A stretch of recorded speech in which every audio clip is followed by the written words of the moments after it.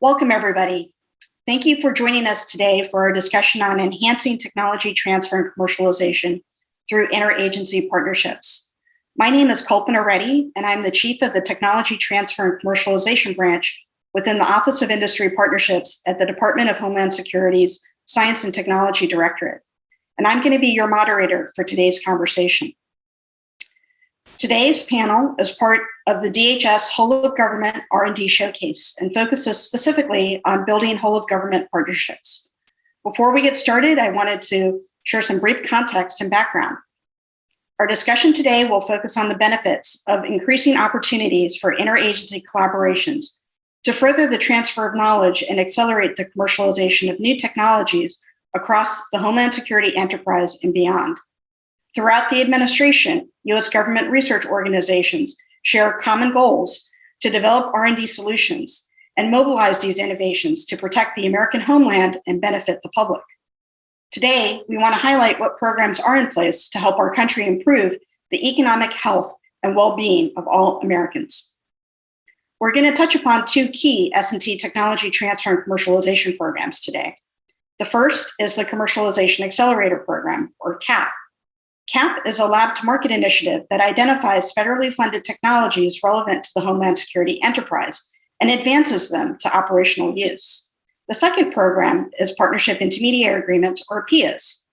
PIAs allow us to leverage specialized external entities to support commercialization by providing services like technology scouting, prototyping, technology assessments, and locating potential manufacturer and licensing partners. These programs mobilize innovation by breaking down barriers and facilitating collaboration. Each of our speakers today is passionate about bringing innovation out of the labs and into the world to deliver these new capabilities to the nation. So now we're going to get started, and I'd first like to introduce our panel. Today we're joined by John Ryan. John is the CAP Program Manager with the Department of Homeland Security's Science and Technology Directorate. He's joined by Mike D'Onofrio. Mike is the Technology Transfer and Transition Specialist with the Development Command, DevCom, of the Army Research Lab. And then finally, we have Jonathan Spielman.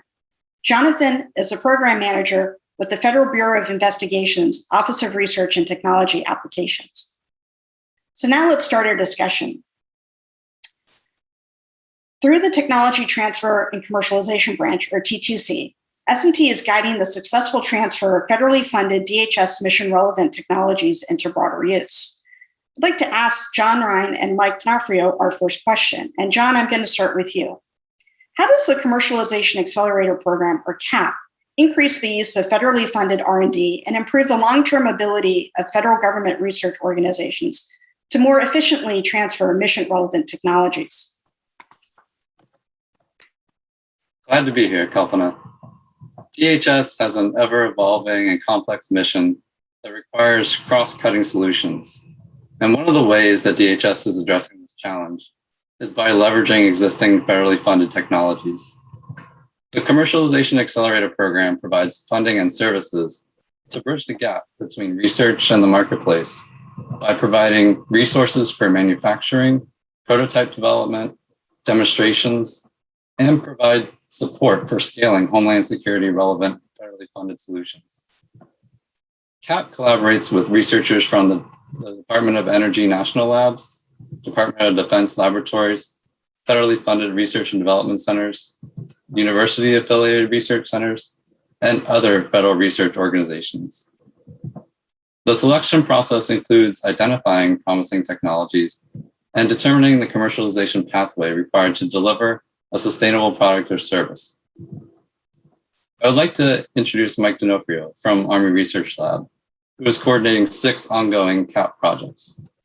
Mike, can you tell us a little bit about your role at ARL and the laboratory's technology transfer vision? Sure, thanks, John. It's great to be here today, and I appreciate the opportunity to share some thoughts on the CAP program and its impact on the Army Research Laboratory. The Army Research Laboratory is the Army's national research laboratory, and I work in the ARL Strategic Partnerships Office. One of my main roles is to help researchers identify pathways to transition their technology. This role includes establishing partnerships with organizations that can help us just do that. exactly. At ARL, we are always looking for opportunities to transfer technology, and this includes spin-in of innovations from outside of the lab as well. Relationship building is absolutely vital to our tech transformation. And we are really excited to be involved with the CAP program because we see this not only as a great opportunity to transfer and transition ARL capabilities, but it offers our researchers a conduit to move their technology into the hands of people who really need it. Thanks. It sounds like there's a lot of innovation going on at ARL. Can you briefly describe the process that ARL used to identify candidate technologies that were proposed for CAP? Yeah, sure. Well, once we established our initial connection with you and learned about the CAP opportunity, we set out to develop a call for proposals to do three things. One, identify viable technologies in the lab and researchers to participate. Two, to determine which ones would best satisfy DHS needs. And three, to decide with the help of DHS which ones to fund. We made sure that DHS was included in this process at every step. Our goal was to capture a variety of technologies from across the organization and targeting capabilities that were relatively mature to increase the likelihood for commercialization. We looked at least 12 proposals and down selected to 6 finalists. A key qualifier that we included was that each proposal had to identify a corresponding DHS component requirement or include a written endorsement from a DHS user. We had excellent tech diversity, great quality of each proposal, which gave us confidence in our process, and we ultimately were able to fund all 6 finalist programs. Tech transfer and tech transition is not easy. It takes time and persistent investment of resources. So any opportunity we can take advantage of to help with our researchers in this regard is invaluable. So thanks for giving us this opportunity. Absolutely. It seems that you took a very thorough and structured approach to identifying promising candidates. As part of an overall approach, CAP established a process to help identify and assess technologies. Would you explain how the technology viability assessments were conducted on the ARL candidates and how your personnel are using those analysis reports? Yeah, sure, John. Well, we were, first of all, very impressed with the level of energy and detail that you and your team put into the CAP program. This was evident immediately with the help of your partnership intermediary, Miltech. They were very professional and their team was very knowledgeable. I believe they generated technology viability assessments that were well detailed and very fair. Our researchers found that the commercial applications identified and the competition identified in the technology viability assessments to be of most interest. The whole idea of having an independent party doing these assessments was also, I think, a really good idea because if it ensured some level of risk assessment to DHS on their investment, while it also provided our researchers a constructive advice, opinions on risk, challenges, and market viability. We are really trying to maximize everything that DHS made available to ARL. This has already been evident from the training and the technology viability assessment process, and I'm looking forward to engaging your PIA partners soon to help with determining producibility needs, prototyping support, and other things. Great to have you as part of the CAP team, Mike. Back over to you, Kalpana. Thank you.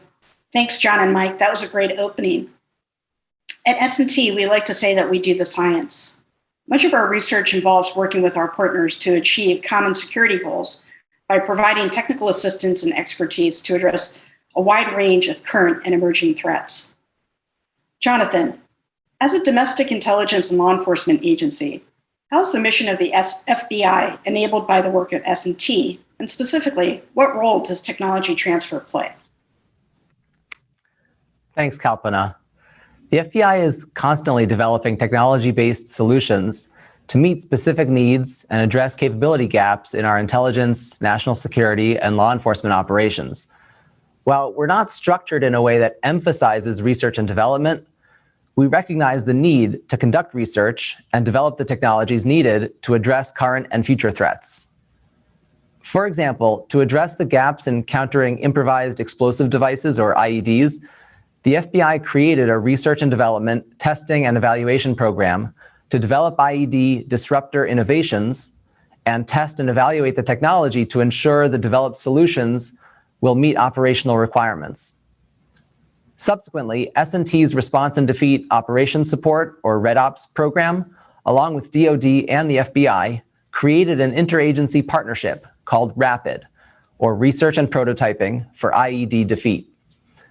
The focus of the RAPID program is to engage in systematic R&D to improve the overall effectiveness, safety, and efficiency of the FBI's special agent bomb technicians and the broader community of all public safety bomb squads.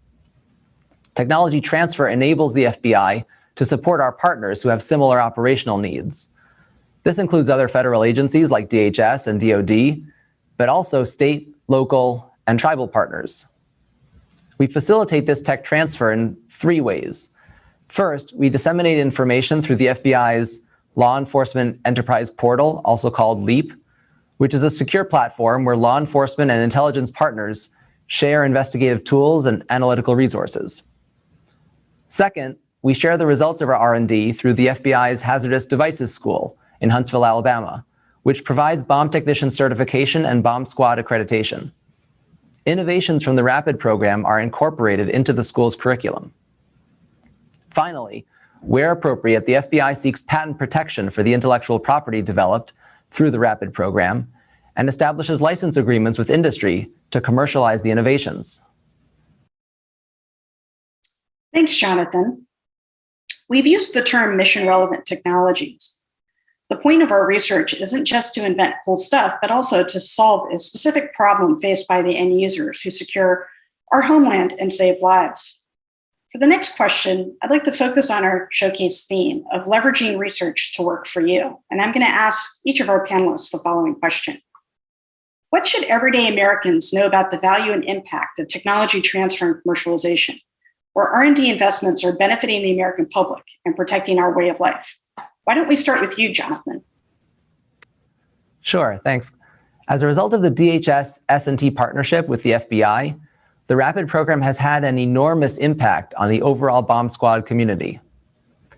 The RAPID program has disseminated 52 special technical bulletins through LEAP and transitioned 6 specific technologies to the Hazardous Devices School for their use in training and certifying bomb technicians. The program research has also led to 6 issued patents, while another 5 innovative technologies are still in patent pending status. So far, 2 of the patented technologies have been licensed for commercialization by US manufacturers and made available to federal and state first responders. We're also exploring additional licensing opportunities. These real-world benefits would not have been possible without the partnership between DHS S&T and the FBI. Thanks, Jonathan. That was a great technology transfer and commercialization success story. Now let's hear something from Mike. Thanks, Kalpana. Well, it's a great question. I really think the federal government is taking deliberate steps to ensure that the DoD investments are providing innovations to help protect our service members. These investments can be leveraged to help other federal partners, such as DHS, conduct their mission, and also become available for private sector use through congressionally mandated tech transfer mechanisms. So beyond the Department of Defense, there are many federal laboratories scattered across the nation who are working diligently to promote hundreds, if not thousands, of tech transfer agreements annually. I really believe the government is taking great steps to promote and facilitate tech transfer and commercialization of our R&D investments.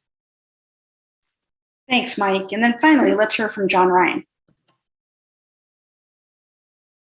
No matter how capable a technology is, it is not going to take itself into the marketplace without a focused effort.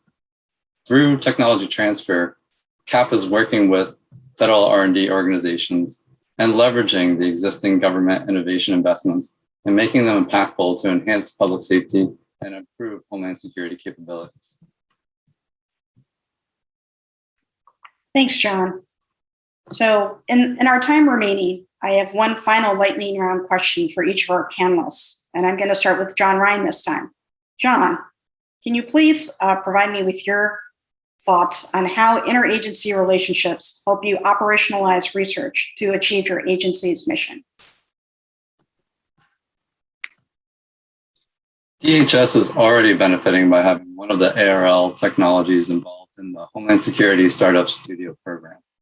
The Startup Studio pairs the lab's technology with a team of entrepreneurs that work with scientists and engineers alongside industry mentors to explore the market potential for the invention. We're also looking forward to the results with those entrepreneurial teams to build new and sustainable businesses and bring DHS capabilities to the marketplace.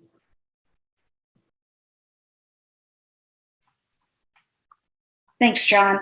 Mike, can you share your thoughts with us? Sure. Well, first of all, the CAP program has created a great opportunity to establish lasting partnerships with DHS. CAP is also providing our researchers an alternate pathway to have impact that not only benefits DHS component organizations, but Army users as well. This is seen as a win-win situation for both organizations. Secondly, through the customer discovery process, CAP has opened doors to establishing partnerships with other DHS components. This is helping us expand partnership opportunities tremendously. I believe it is realistic to expect to see some programs reaching commercialization with an industrial partner using CAP investments. And these investments are definitely going to bring other projects closer to commercialization objectives as well. I think one of the largest benefits by far through this relationship that we are affecting our culture change within the organization. We are affecting the mindset of our workforce by helping them to think about where their technology is going, understanding who their customer is, and how they're going to use the technology. At ARL, we are not just doing science for the sake of science. We are doing it with the customer and the application in mind. Our mission is to operationalize science for transformational impact. I believe CAP is actually helping us to accelerate capabilities, achieve tech transfer objectives, and move those capabilities into the marketplace. Thanks, Mike. And then finally, I'm going to ask Jonathan to share his thoughts. Thanks. Well, the FBI can't conduct R&D in a vacuum. DHS actually helps us identify our customer needs through its hosting of the first responder resource groups requirements meetings. DHS also provides program management, expertise, and funding to the RAPID program, which enables the FBI to conduct the research, develop prototypes, and transition the innovative tools and techniques to bomb technicians across the country. This interagency support is what enables the FBI's RAPID program to accomplish our mission of improving the effectiveness and efficiency of bomb technicians across the US. Interagency collaborations provide resources and expertise that complement the FBI's capabilities, enable the necessary R&D, and transfer those technologies to the marketplace and directly to the operational end user. Thanks, Jonathan. That was an excellent discussion. I'd like to thank all of our panelists. I'm sure I'm not alone in wishing that we had more time to continue this discussion. But I hope everybody recognizes the value of these interagency partnerships to developing valuable technologies, working towards commercializing those technologies so they're made available to the end users who protect the American public.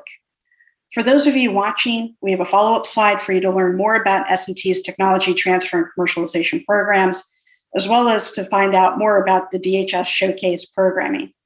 On behalf of John Ryan at S&T, Mike D'Onofrio from ARL, and Jonathan Spielman of the FBI, I'd like to thank you again for joining our DHS Whole of Government R&D Showcase.